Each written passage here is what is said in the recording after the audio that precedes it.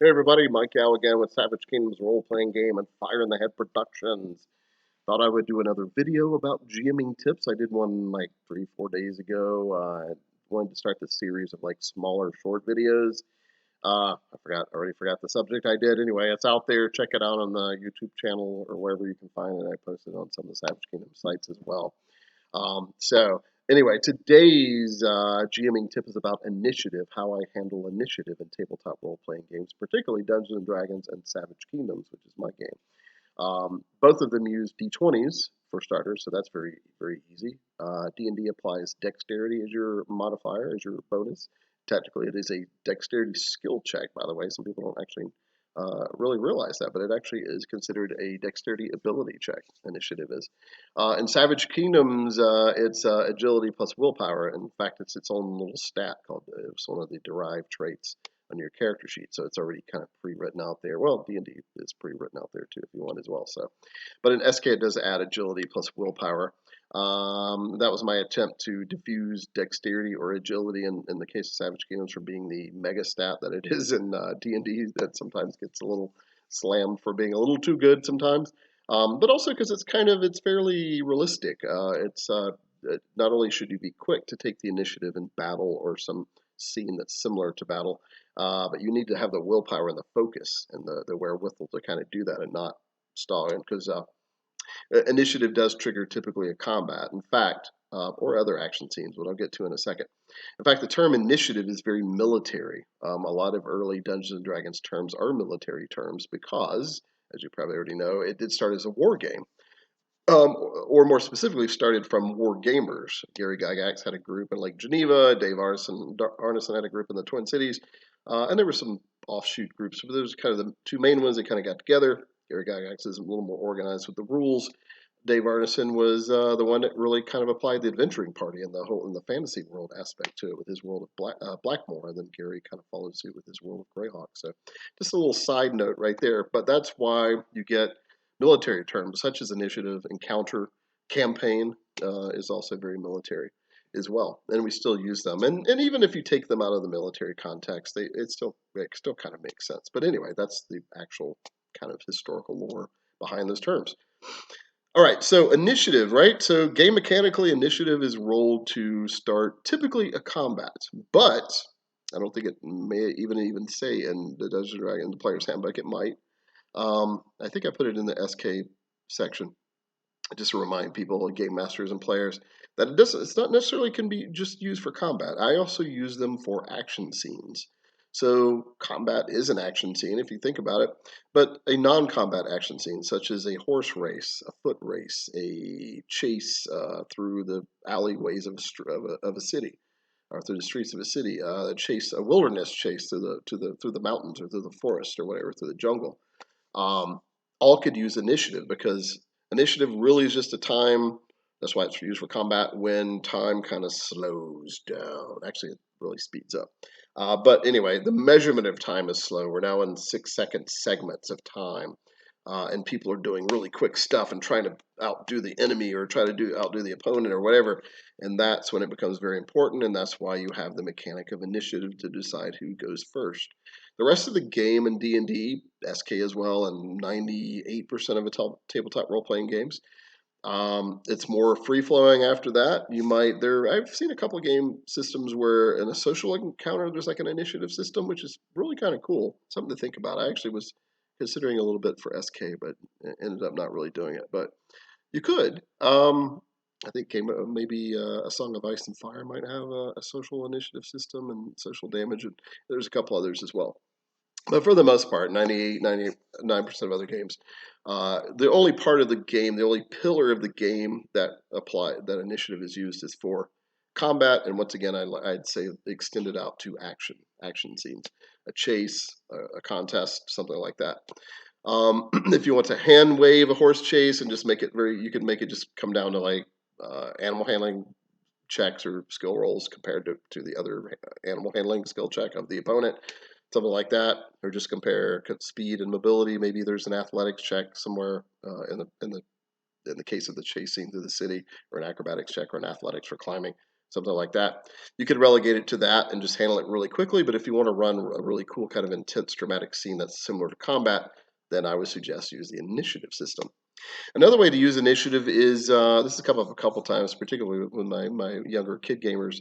If they're trying to do something at the same, like one kid the other day running a D&D session was trying to grab a gemstone, a jewel on top of a pedestal, I think, and the other kid wanted to do the same. His character wanted to do the same thing.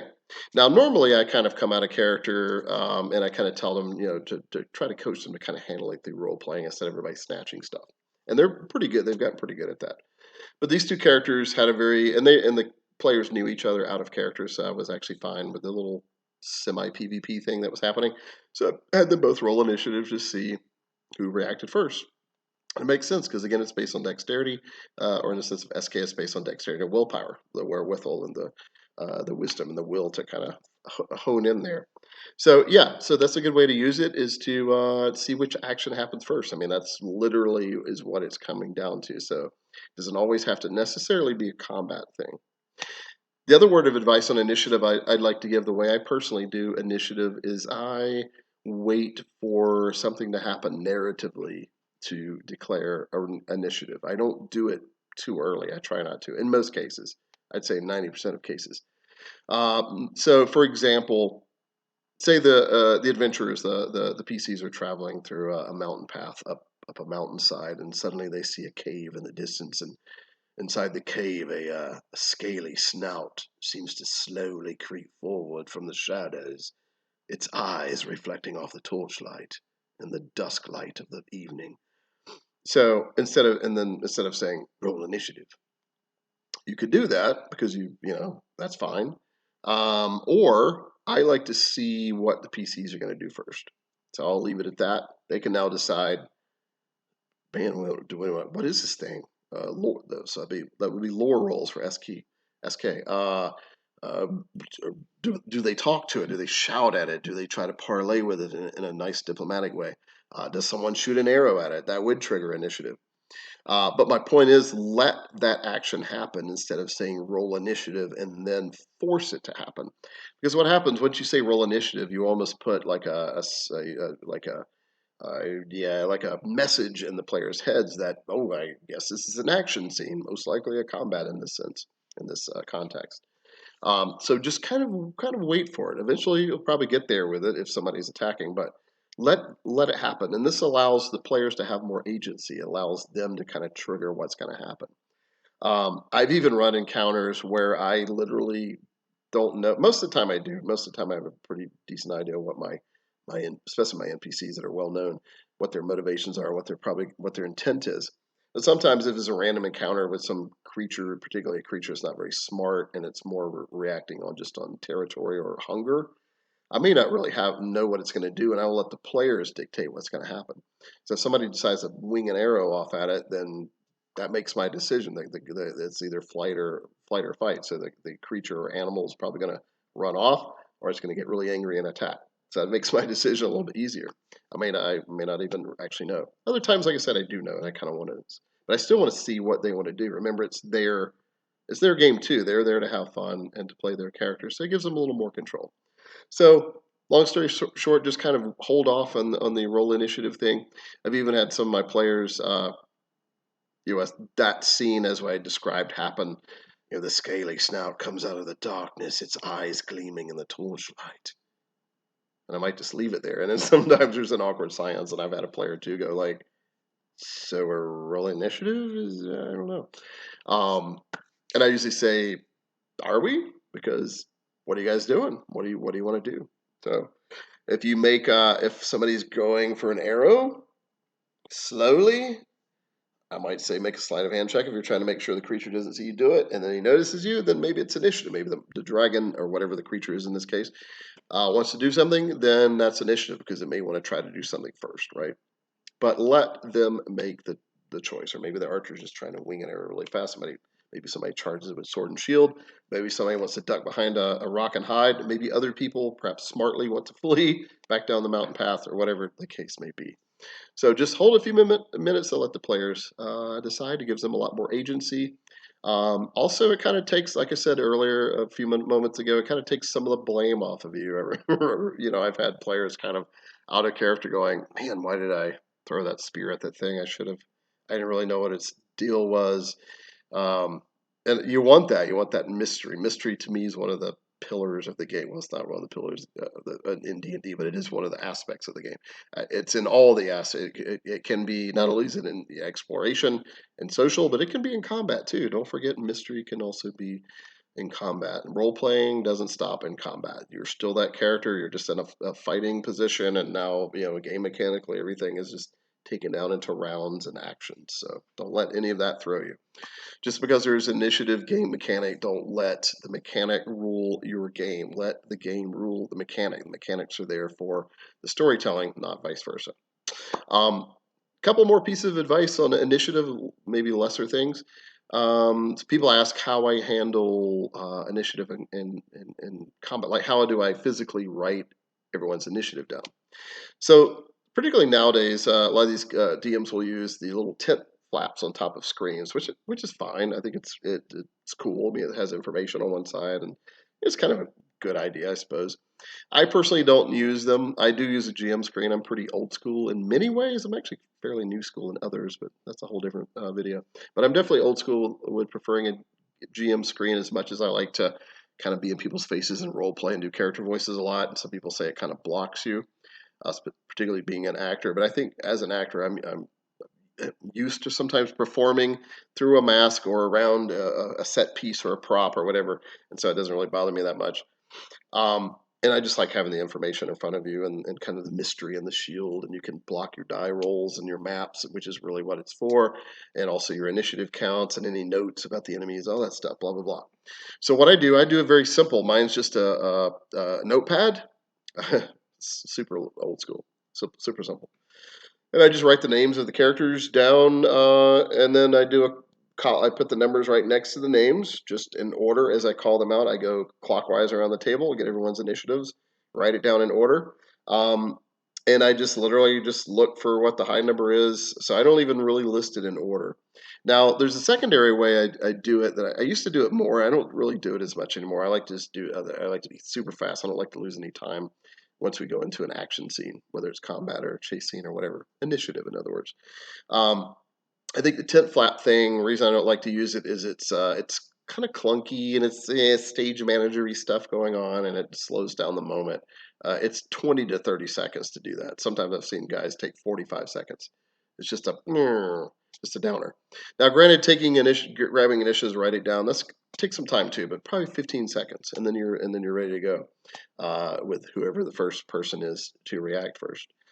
Um, so yeah, that's how I do it. I just kind of write it down, and then I'll put in the old school way that I talked about the first one. I just do if another initiative, another combat scene or action scene happens again, I just put a second set of numbers using the same number names.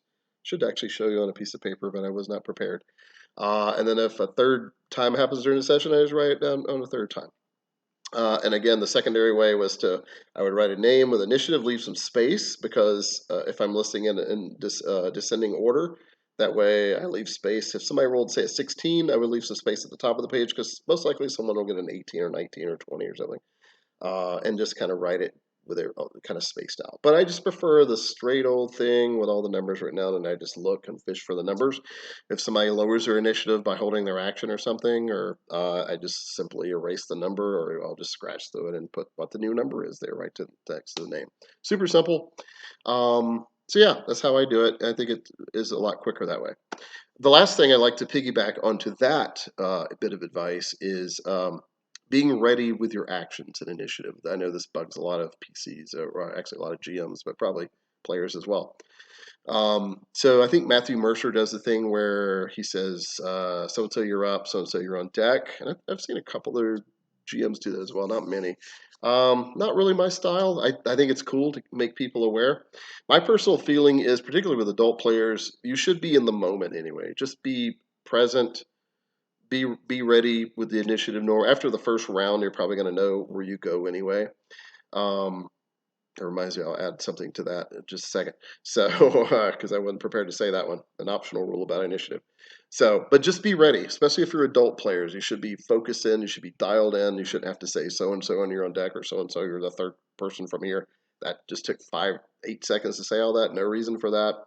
So just be ready for the moment, and when you're called, just be thinking ahead. Also, like what you're going to do, what your action or actions are most likely going to be. Uh, it could be a player who goes before you, or the enemy that goes before you might do something to prevent that action or make it more difficult that you had in mind. But I say that only happens like 20, 25% of the time. 75, 80% of the time, whatever it was that you're planning to do is probably gonna happen. So go ahead and come up with a plan A. But come up with a plan B too if you have time. So in case that action that you wanted to do doesn't apply anymore, then you've got plan B ready to go. So just be ready, be in the moment, help everybody out. It's all a collective thing. So that's my advice on that. The last little thing, it reminds me of the little piggyback thing that I talked about. It's an optional rule.